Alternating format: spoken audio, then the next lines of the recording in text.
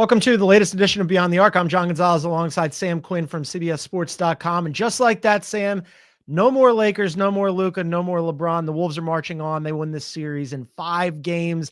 And if you had told me, Sam, that the Wolves were going to shoot 7 for 47, 15% from 3, that Ant would be 0 for 11 from 3, I would have told you that the Lakers won this game pretty comfortably, but instead it's the Lakers going home. There's a lot to digest here, but you, me, and everybody else at CBSSports.com, except for one Bill Reiter, picked the Lakers to win this series. Bill was the only one who was on the Wolves, and yeah, they're advancing.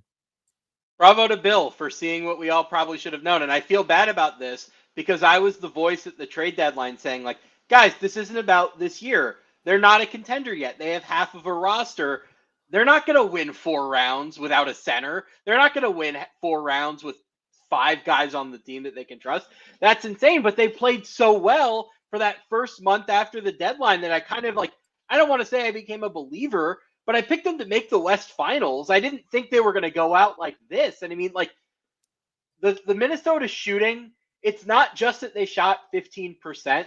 It's that no team in NBA history had ever taken at least 47 threes and made 7 or fewer. They missed 40 threes. Yeah, it's 40.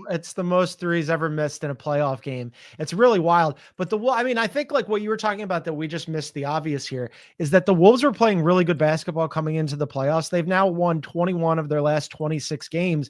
And Bill's whole thing, and my analysis of this thing coming in was they've got Luka and LeBron, 2 of the 3 best players. I'm just going to go with that. Bill's whole thing was they're playing better basketball. This is a better basketball team. And he's right about that. And you know what? Through 3 quarters in 5 games, the scoring was pretty close. The Wolves outscored the Lakers by 42 points in the 4th quarters through 5 games. The Lakers were terrible to close these games. Well, that's really the concerning part, right? Because the whole theory of this team was that we are going to have more shot creation than anybody else. Mm-hmm. And maybe we don't have elite shooting. Maybe we don't have elite rebounding. We don't have a rim runner.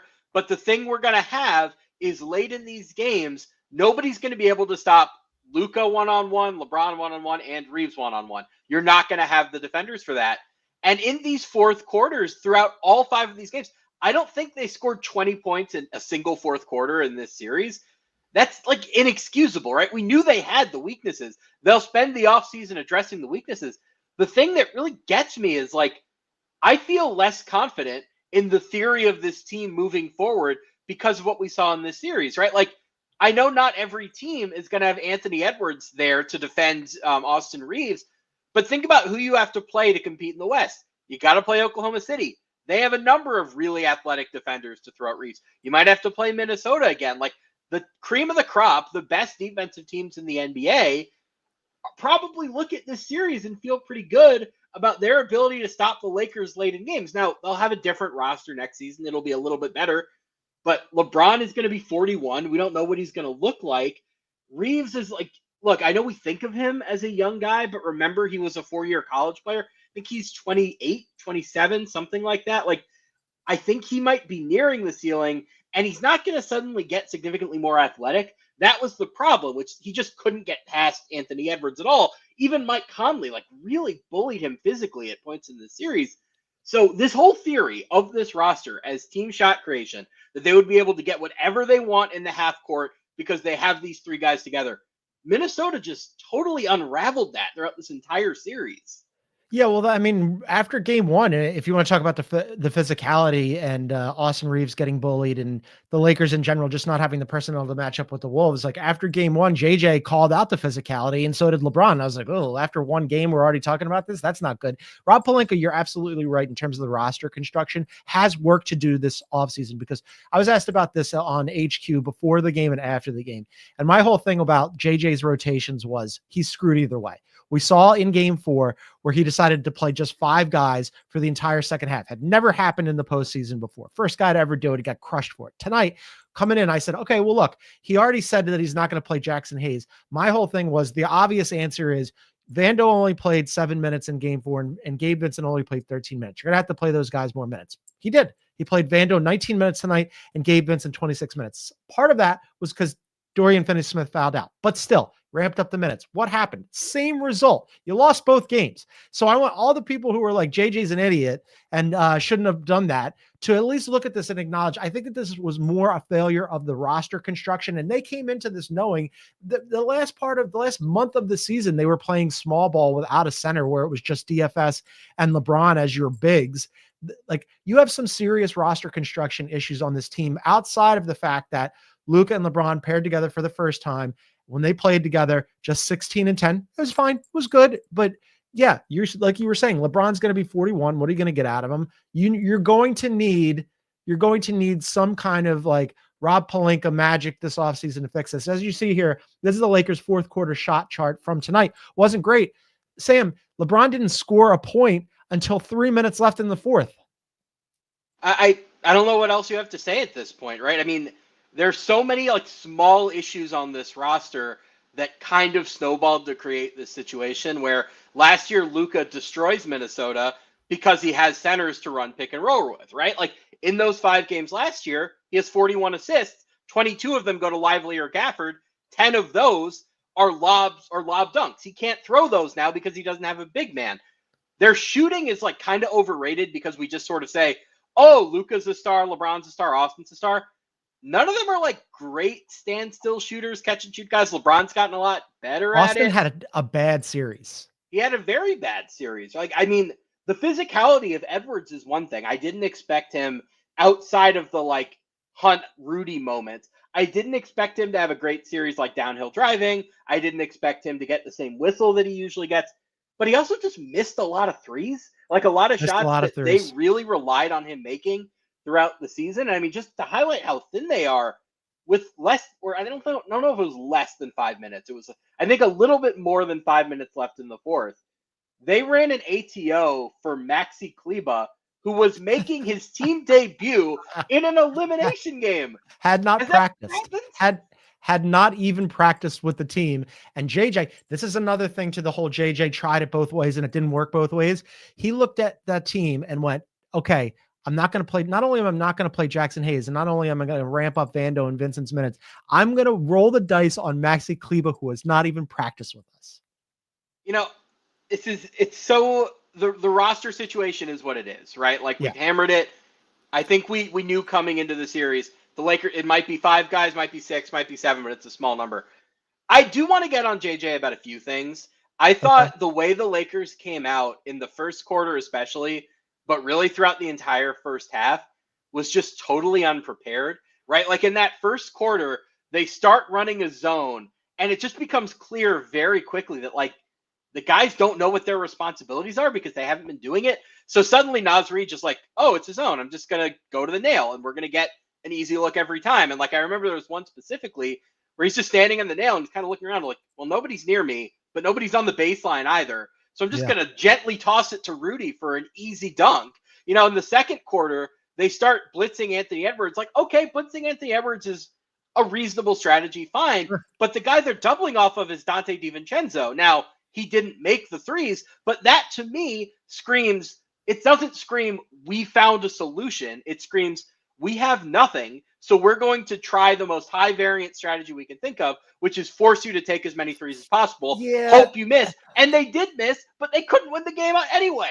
Yeah, I think on the whole, like blitzing and then keeping, you know, like allowing Dante to shoot, I was okay with that because Ant tonight 0 for 11 from 3, and he was missing them early, and I kept waiting for Ant to realize that, oh yeah, that the Lakers have nobody in the middle, nobody protecting the rim, and like Ant, yes, he made the most threes in the NBA this season, but Ant is also a really dynamic slasher. He's an incredible getting to the rim. Like, I kept waiting for him to just be more proactive going to the rim, and he didn't. So I was okay with that strategy. If the byproduct of blitzing Ant and him going 0 for 11 from 3 is that Dante gets some open looks when he's been streaky all season, I'm okay with that. That's fine by me. We should mention 2 other things though, that 2 guys who should get credit for the Wolves who have been much maligned. I am frequently a defender of one of the guys. I have been one of the most vocal critics of the other guy. We'll start with the guy I'm a big defender of, who everybody else has killed and loves to hate, and is constantly ranked one of the most overrated players in the NBA. Rudy Gobert had a 27 and 24 rebound double-double tonight. Somebody who, like, it just gets crushed by everybody all the time, especially in the playoffs, was incredible tonight, Sam. I was watching the box score for a lot of the fourth quarter because Luka started out slow and he had the back injury. And I found myself wondering, like, what would Luka do if Rudy Gobert outscored him in an elimination game?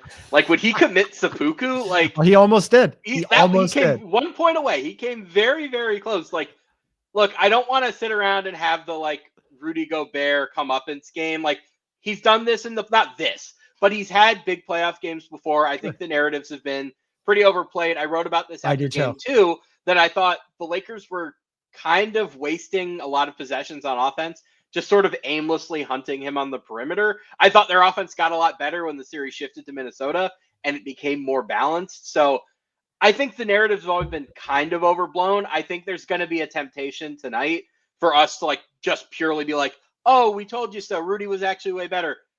He's probably going to play Golden State next round. So I'm not saying that's going to be some epic disaster, but I am saying, like, let's maybe tone it down just a little bit, because I don't think he's going 27-24 against them. Sure. All I'm saying is give the guy credit, but also, yes, the caveat is that the Lakers, as we've mentioned time and time again, but it bears repeating in this context, have zero bigs. They have negative bigs. Maxi Kleber, his last game was the end of January. He hasn't played or practiced in 3 months. Case in point, it was as a Maverick. How long ago does that trade feel to you, right? That trade feels like it was 5 years ago. Another lifetime. The other guy that I was mentioning that I have been a huge critic of, he was excellent in the series. He was excellent in this game. He was super excellent in the fourth quarter when he had several big shots late to stave off the Lakers as it felt like they were starting to make a run, was Julius Randle.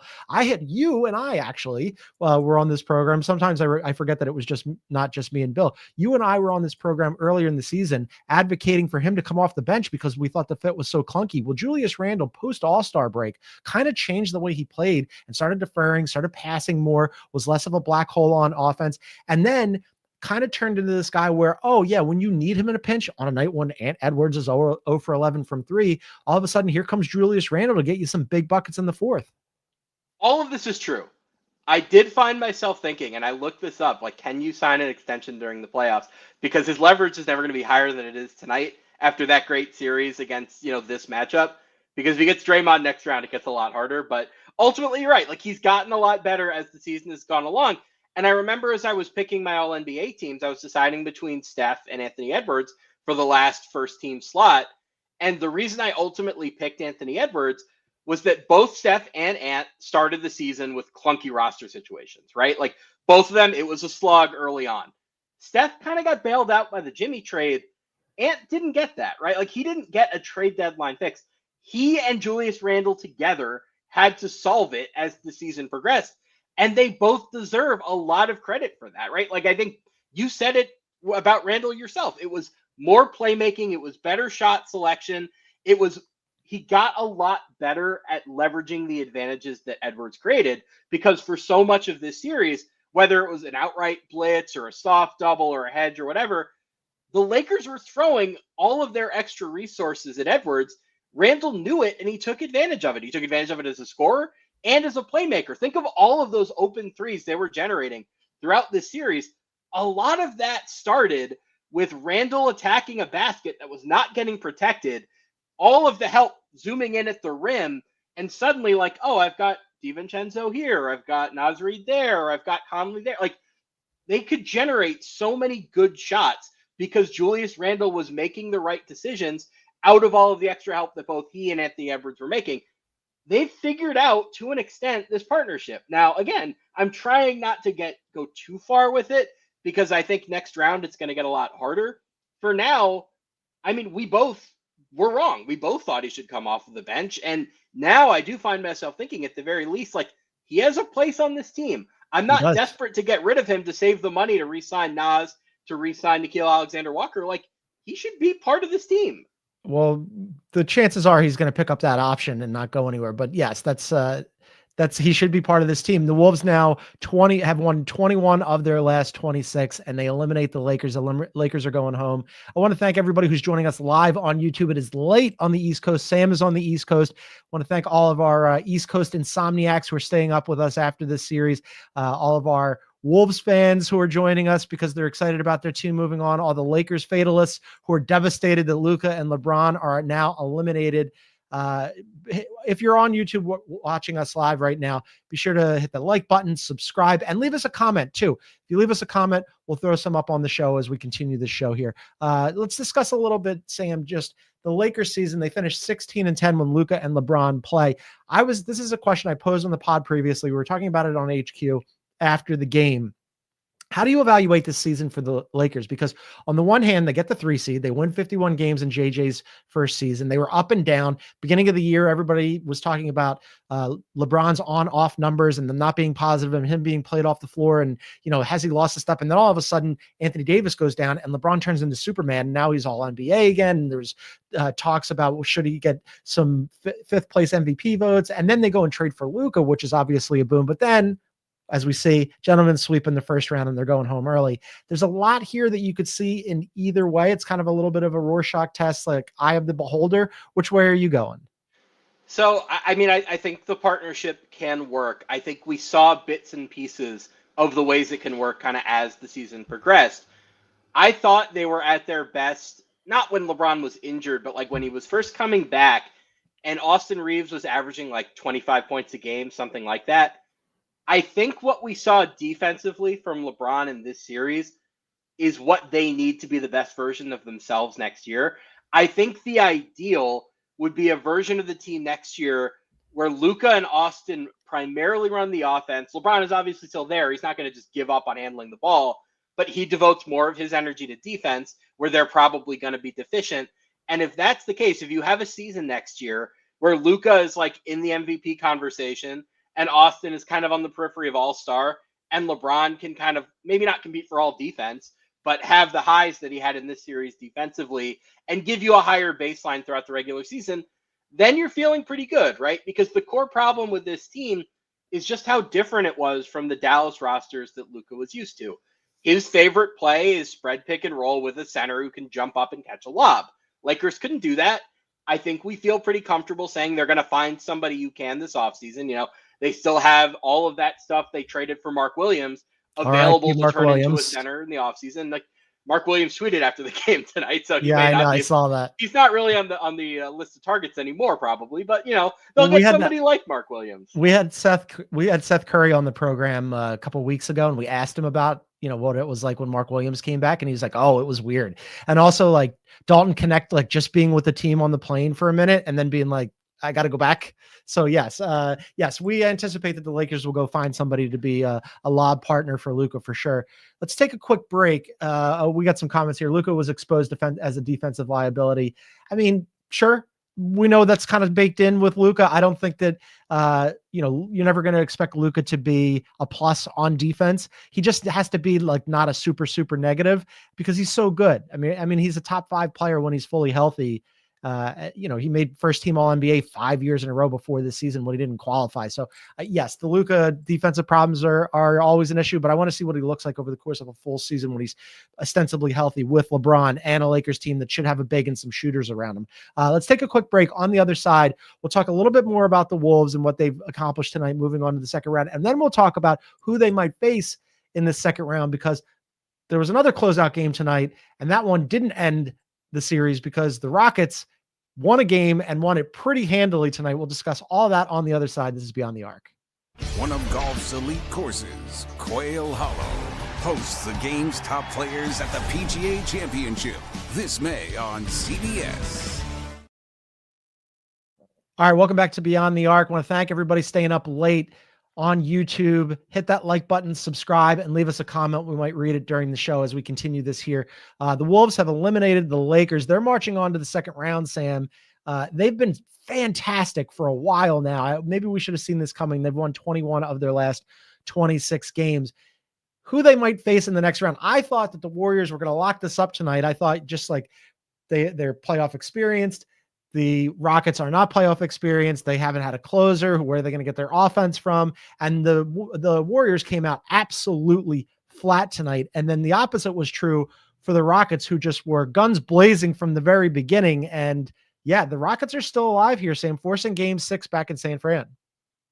I mean, it was like sort of a play for pride night to an extent, right? Where like they came out and just clearly had the attitude, we do not want to get eliminated tonight. It did not feel that way for the Lakers at times. I love the zone defense they're running with the two bigs on the floor. Like Confounded the hell out of the Warriors.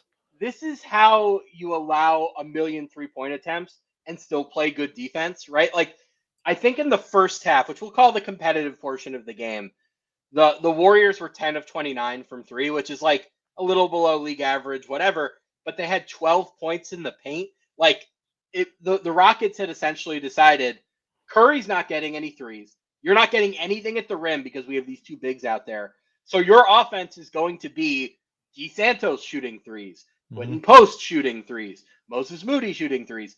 That's what you're going to live and die with. And look, if they make, if they go 16 out of 29 instead of 10 out of 29, maybe it's a little bit different.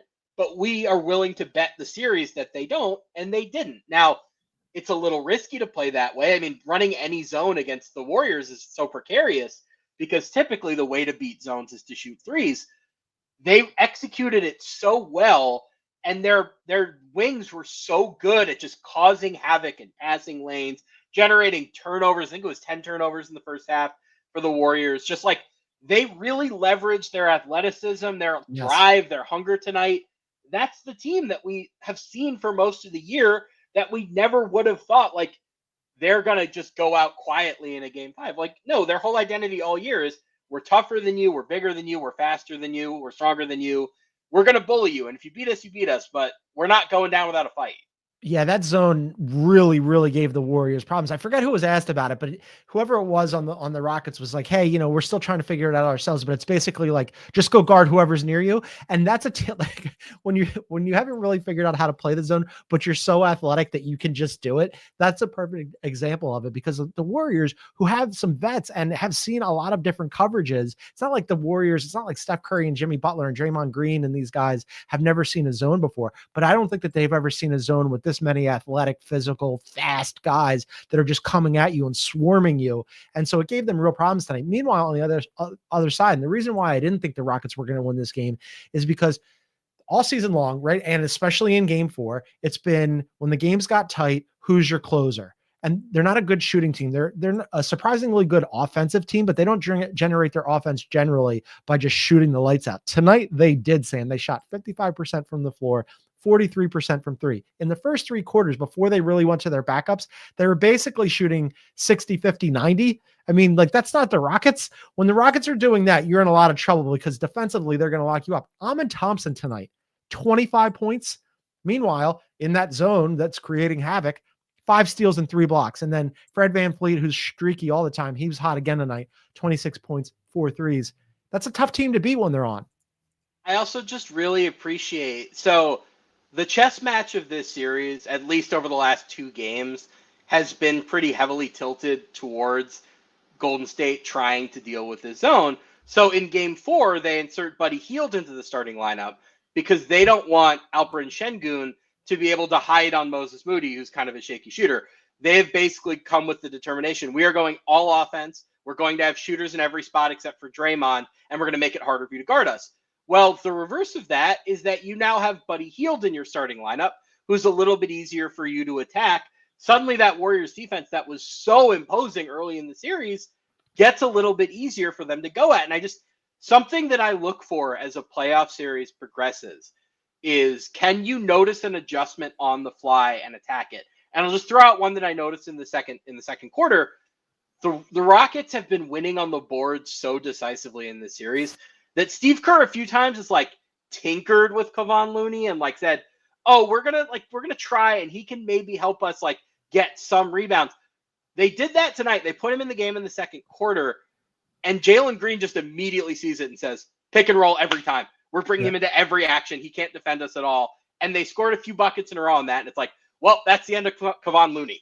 Well, that double big lineup of Şengün and Steven Adams was eating on the boards, especially the offensive boards. But the Warriors, as you noted, coming into the series are also a very good rebounding team. So yes, the chess match has been interesting. I thought also interesting about the chess match. So Steph obviously didn't have a great night. He didn't get his first bucket until midway through the second quarter. Jimmy, playoff Jimmy, nowhere to be found tonight. He didn't get a first bucket until 3 minutes left in the second quarter. Pat Spencer outscored him tonight. So my question though about the chess match was, so they're up, the Rockets were up 31 at one point.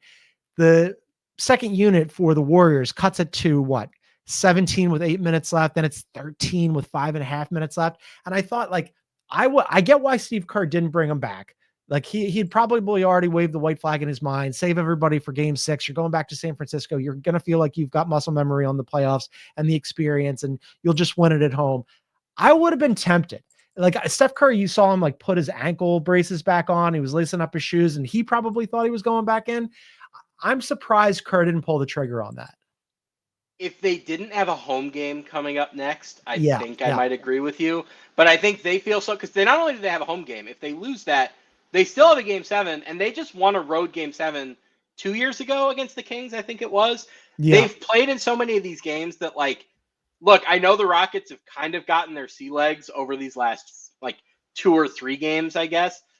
I would not feel super confident in that offense in a game 7 setting, even at home. So I think they understand that they have enough of an advantage that they probably don't need to force it. The thing I was kind of wondering about during that comeback is that Steve Kerr has such a history of like doing the Kumbaya Kerr thing in the playoffs where like, oh, it's game 7 of the 2016 NBA Finals. I could sneak some Anderson Varejao minutes in there, and like, no, they lose the championship in part because they did that. And then there were the Patrick McCaw developmental minutes in the 17 and 18 finals. Like Steve Kerr likes to play a lot of guys. And something I was getting nervous about as that comeback was happening was like, are they going to like play Spencer like a lot of minutes in game 6? Well, Like, luckily are they going to like Spencer took really that go decision. That they took that decision out of his hands tonight by getting tossed. I just wanted to say though that I like Steve Kerr deciding not to like bow to the pressure there and not panic and just keep his guys out there and decide to play for game 6. I thought, like you have to keep your cool there and keep your powder dry and all that stuff. Like, I don't know if I could have pulled that off. I might've panicked, but I just want to point out that producer Aaron, who is the biggest critic of Steve Kerr, like kind of tacitly right now in our chat is giving Steve Kerr credit by default here by saying the win was forcing Ime Udoka to put his starters back in and then resting the Warriors guys and make the Rockets stress a little bit over this was the victory. I know he doesn't mean it as credit to Steve Kerr, but that is kind of a little credit to Steve Kerr. So finally, producer Aaron, the biggest Warriors fan and Steve Kerr critic, has come around to this. I want to go to you, and I didn't see this because I was doing HQ and you were doing all kinds of stuff. Evidently, Dylan Brooks had something to say post game. I haven't seen this. You haven't seen it. So inside the NBA, when they do stuff with Shaq and Kenny and Charles, frequently those guys will just see the highlights in real time. So you and I are going to channel our inner Shaq and Kenny and Charles and watch this in real time. Here's Dylan Brooks after the game. Dylan, one of the Warriors broadcasters tonight said he thought you were intentionally trying to swipe down on Curry's thumb, and Kerr was asked about it and said it happens around the league, that it's allowed by the rules, so players throughout the league do that. What do you think about that? No, I've been playing the game. If you're gonna come play the game injured or whenever you got, it's all about the game. If I had an injured ankle, I would attack that ankle every single time. So, whatever they're saying on the broadcast, they can keep saying it. Okay. Not surprising from Dylan Brooks. I was so distracted. I didn't hear hardly a word that he said because shouts to the new boy band duo of Dylan Brooks and Alperen Şengün, who came out looking like NSYNC cross with Backstreet, cross with 98 Degrees. Those fits were incredible. Şengün looked so good that it took me like 20 seconds to notice Brooks's sunglasses. Like, man, those were some shades. Like, really going for the Matrix vibe. Yeah, I mean, look, we don't like to talk about like, oh, is a guy dirty? Is this okay for him to do? These are veteran tricks, right? And this stuff comes up in the playoffs, and it comes up on both sides. Like, you think Draymond isn't thinking about things like this? Do you think Draymond isn't doing like small things that the cameras don't quite catch to Şengün near the basket? Like, of course he is. the physicality of this postseason as a whole and this series especially has been so overwhelming that, like, look, it's just kind of the pot calling the kettle black if you're really going for this, right? Like, Dylan Brooks and 1000%. Draymond are two sides of the same coin here. 1000%. In fact, when Pat Spencer got run for like putting his head up against Alperen Şengün's head earlier, did you see Draymond's reaction? He was like a proud father. He couldn't have been more excited that Pat Spencer had stood up and like decided to get a little gritty in the game. Like, these two teams have said it over and over again. They don't like each other. It's going to be physical. They both play defense. They both get after each other. Like, I'm okay with this. I mean, like, it's just part of also it's the playoffs, right? I mean, like, what happened to a couple of months ago, the beginning of the season, when everybody was complaining about there being too much offense? Now all of a sudden, like, they need to get back to playing defense. And like, what happened to the 90s when, guys would throw elbows and whatever? Now all of a sudden you've got a little bit of that. So I'm cool with it. This is how it goes in the postseason. Also, I think there's a little a gamesmanship there by Dylan Brooks, like putting the thought out there that, yeah, I'm doing exactly what you think I am. I mean, if you're not enjoying this, you're not a basketball fan. I don't know what to tell you. Like, Yeah. This has probably been the best first round in the last several years at least. I can't remember a better first round than this. Like, we haven't even talked about Nuggets Clippers because they didn't play tonight, but like, that's one of my favorite first round series ever. And Rockets Warriors is not far behind. Like, I do wish that the Rockets could have pulled out game 5, just like really or game 4 rather. So they really could have put the pressure on Golden State going back home. But still, this series is like, these series are great. Knicks Pistons too. Like, this physicality is fun. I think most fans are enjoying this a lot more than the regular season norm. Yeah, we got 2 big 6s tomorrow night, Knicks Pistons and then Nugs and Clippers. Last thing on this one here, we're going to have a game 6 in San Francisco. What percentage chance do you give of the Rockets forcing game 7? I mean, they're playing good basketball, but they're so streaky. I think it's still very much like advantage Warriors, but I would not count out the Rockets. So at least in my opinion, 2 things tend to beat zone defenses. The first is shooting and the second is time, right? Like, the more you see a zone, like, the real reason a zone works a lot of the time is the novelty. Like, Eric Spoelstra is the king of this, where he'll throw out a zone at like the end of like the third quarter and then run it all throughout the fourth, just because you don't have time to figure it out then, right? But then when you look at film after the game, you come back ready for the next one saying, okay, if we see this, we're going to do X, Y, and Z. The Rockets have really run some version of this zone a lot. They've had adjustments within it, but this series, when they've had Adams and Şengün on the floor together, they've basically had to play it.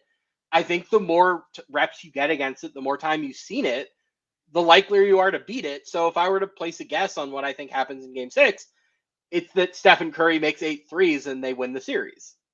We'll see whether or not he comes out and starts shooting well. I mean, because like, he and Jimmy did not start off well, and the Rockets just came out like rocket ships and just could not miss. And then their defense was fantastic, and it was over before you even knew it. Which, by the way, poor Candace Parker and Spiro Didis, who also they didn't just have this call tonight, they also had game 4 of Cavs Heat. And like, we're getting into a little bit of like the Candace Parker blowout broadcaster jinx. I don't want her to have whatever the next game is. I hope it's a close one for everybody's sake, because that was rough. 2 games in a row for those guys. That's going to do it for us tonight. We want to thank again everybody who stayed up late with us on the East Coast to talk about the Lakers being eliminated and the Rockets staying alive. I want to thank Sam Quinn from CBSSports.com. Go and read all of his stuff on CBSSports.com. But for now, I'm John Gonzalez. We thank everybody for watching and tuning in, and we'll see you next time.